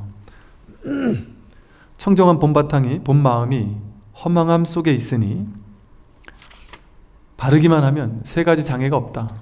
청정한 본마음이, 청정한 우리의 본래 마음이 이 허망한 중생세간이, 온갖 분별망상이라는 허망함 속에 이 청정한 본래 마음이 본래 갖추고 있다. 바르기만 하면, 내가 바르게 분별하지 않기만 하면 세 가지 장애가 없다. 뭐 세 가지 장애는 3장해서 수행을 방해하는 세 가지 장애라 그래요. 그래서 번뇌장, 그러니까 탐진치 삼독심을 번뇌, 탐진치 삼독이라는 번뇌가라는 장애가 되는 게 번뇌장. 또 업장이라고 해서 뭐 십악업 등의 업을 지은 것이 장애가 된다. 그게 이제 업장이고, 그다음 보장이라고 해서 삼악도 등의 그 업을 지은 거에 대한 과보로서 내가 공부하는데 방해가 될 수도 있겠죠, 당연히. 그게 이제 보장이라고 한다. 이게 세 가지 장애라래요. 근데 바르기만 하면, 분별하지만 않으면 이 세 가지 장애가 다 본래 없는 것이다. 세상 사람이 바르게 도를 닦으면 일체가 다 텅 비어 방해될 것이 없다. 바르게 도를 닦으면 이라는 표현을 썼지만, 이 공부하는 게 도를 닦는 거죠. 법문을 듣는 게 공부하는 것이고, 이게 이제 중도를 수행하는 것이고, 이게 도를 닦는 거예요. 닦음 없이 닦는 거예요. 진짜 도 닦는 거는 도 닦는 것 같지가 않아요. 가짜로 도 닦는 거는 도 닦는 것 같아요. 왜? 모양이 있으니까, 성취가 있으니까. 야, 내가 오늘 108배 했다, 10,000배 했다, 오늘 숙제 다 했다. 아, 내가 뭐 신묘장구 대단한 몇 독을 했다, 해 마쳤다. 내가 오늘 1시간 자선했다. 오늘 목표 1시간 자선, 1시간 연불, 1시간 독경, 1시간 윗바사나 쭉 정해놓고, 아, 나 오늘 이거 다 했다. 성취감이 있단 말이에요. 뭔가 한 느낌이 든단 말이에요. 내가 50만 독을 목표로 다단일 독성한다. 그럼 내가 10만 독 했구나. 5분의 1 했네. 이제 5분의 4만 더 하면 되네. 그 모양이 있잖아요. 못한 게 있고 한 게 있고, 이만큼 한 게 있고 저만큼 한 게 있고, 가까이 가는 게 있고 못 가는 게 있고, 여기서 저기로 가는 목표가 정해놓고 이쪽에서 저쪽으로 가는, 많이 갔냐 못 갔냐라는 모양이 있잖아요.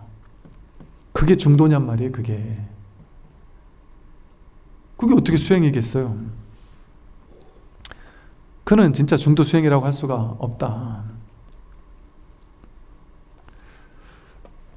이 공부는 모양이 없는 수행이란 말이에요. 모양이 없는. 그러니까 무상송이라고 아까 써놨죠. 무상, 상이 없단 말이에요. 상이 없는 개송이란 말이에요. 상이 없는 게 진짜 공부거든요. 내가 공부를 진짜 하는 사람은 내가 공부하는지 안 하는지 몰라요. 내가 옛날에 기도, 연불, 독성 막 많이 했는데 요즘에 갑자기 그거 다 끊고 요즘엔 그냥 법문만 듣습니다. 아침에 일어나면 자꾸 나도 모르게 그냥 자꾸 법문만 찾아 듣게 된다. 그냥 온통 꽉 막혀가지고 막 답답해 죽겠다. 어떨 때는 막 눈물이 펑펑 난다. 너무 모르겠으니까 눈물이 막 난다. 근데 나는 수행 안 하는 것 같다. 수행하는 건지 안 하는 건지도 모르겠다. 그게 수행이란 말이에요. 수행은 상이 없어요. 중도가 수행이잖아요. 중도는 하되 함이 없이 하는 거거든요. 내가 한다라는 느낌이 안 들어요. 그래서 단계가 이렇게 막 점점 단계가 올라가는 느낌이 안 들어요. 그건 모양이잖아요. 나 1단계 갔구나. 이제 2단계구나. 이걸 아는 건 모양이잖아요.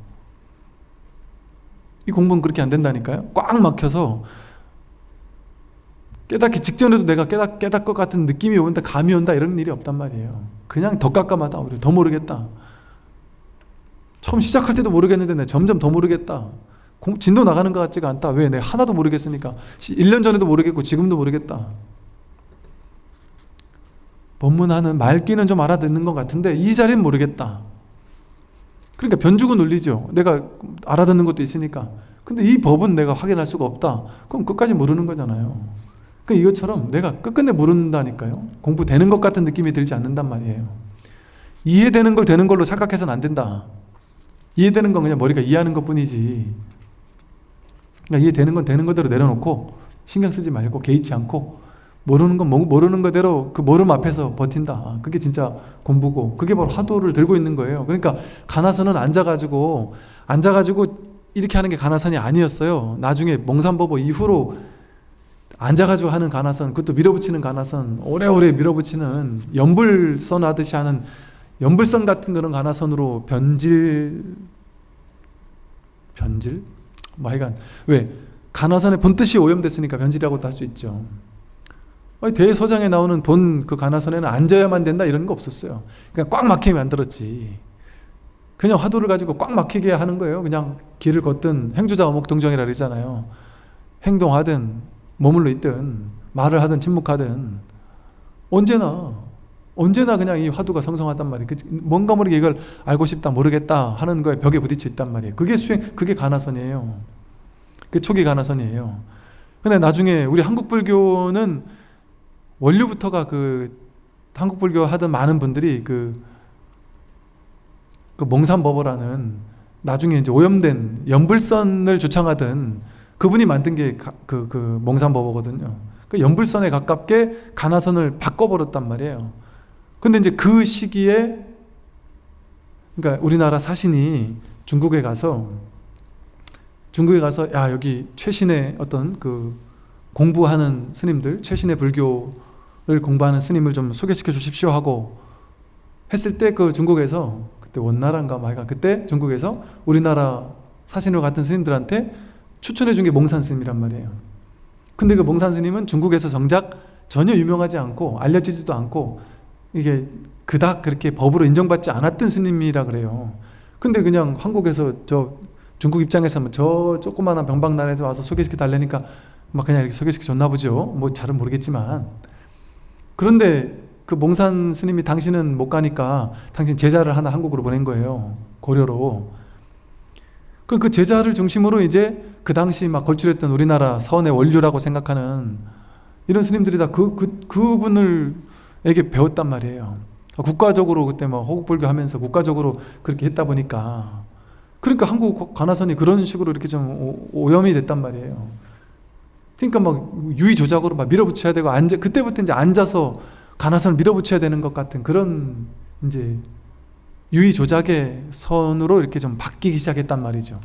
근데 이제 대해의 가나선은 그렇게 하는 게 아니었어요. 앉아서 막 밀어붙여야 된다 이런 게 없었단 말이에요. 하는데 하는 줄 모르는 거예요. 근데 이게 가장 자연스러운 게 뭐겠어요?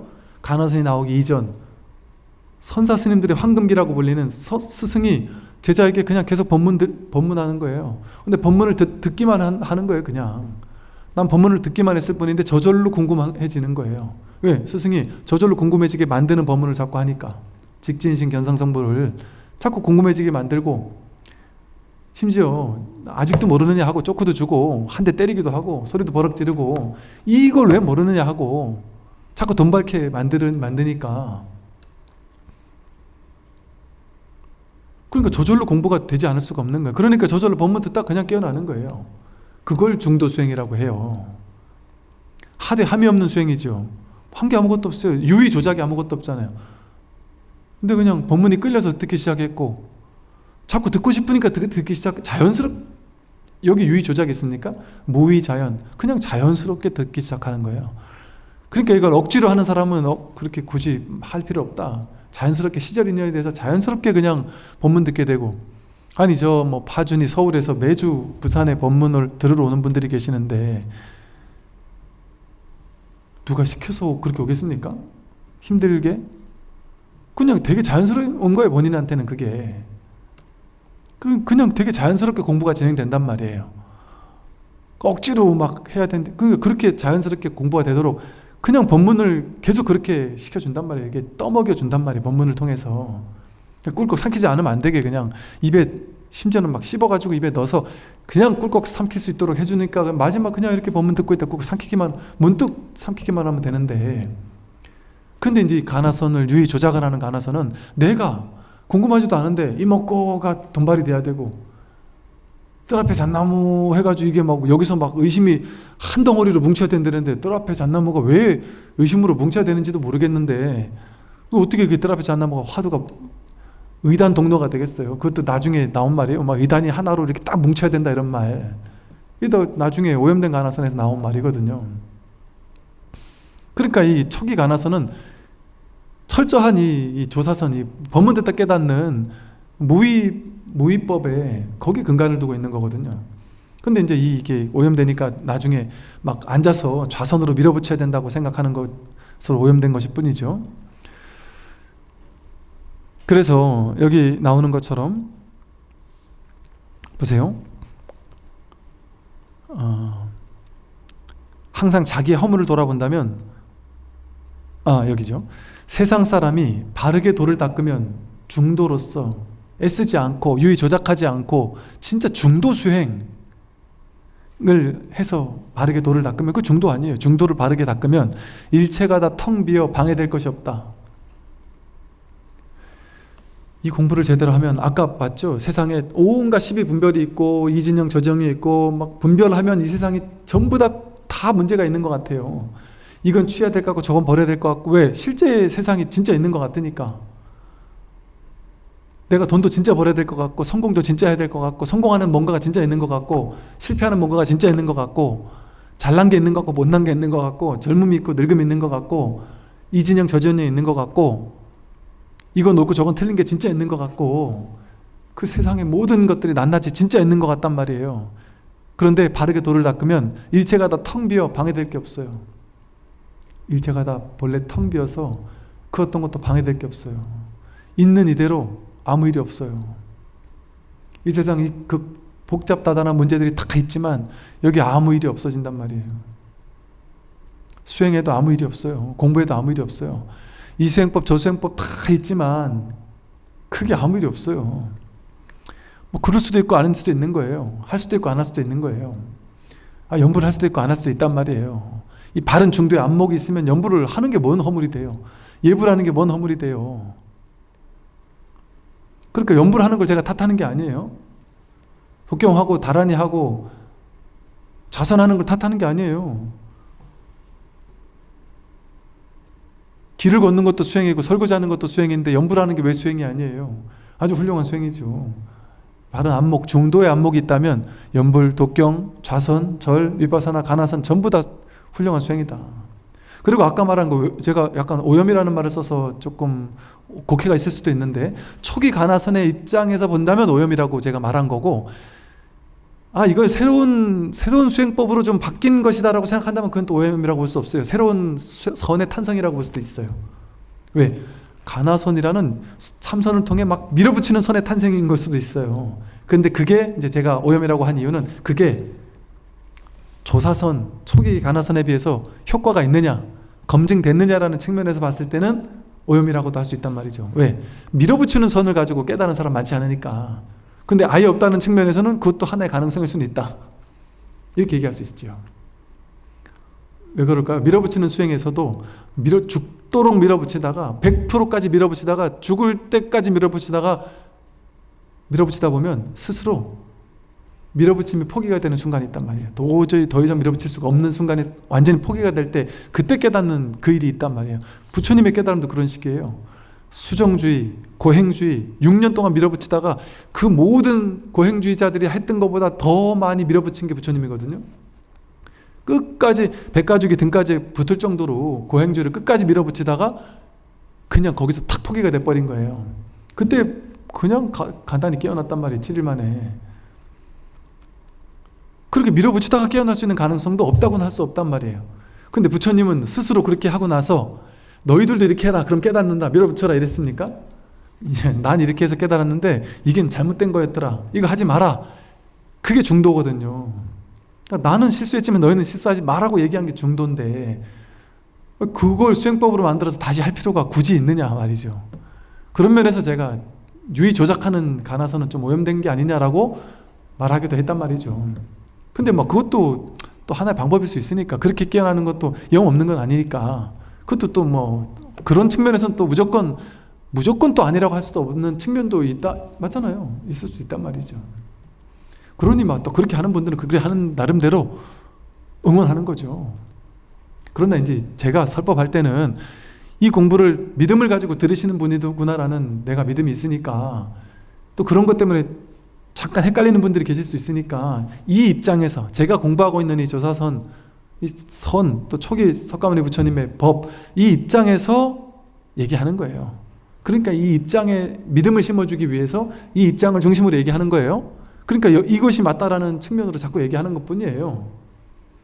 그러니까 이걸 믿음이 없는 사람 입장에서는 저 스님 얘기도 그냥 그 얘기구나 그렇게 볼 수도 있는 거죠. 그건 자신의 안목인 거예요. 그걸 누가 뭐라 할 수 없는 거다. 그래서 항상 자기의 허물을 돌아본다면 도와 서로 만나게 된다. 어떻게 하면 도와 만나게 될까요? 바깥을 볼 게 없어요. 자기 허물을 보면 도와 만나게 돼. 자기 허물을 보면. 여기부터 이제 다음 시간에 하도록 하겠습니다. 네, 수고 많으셨습니다. 수고 많으십시오.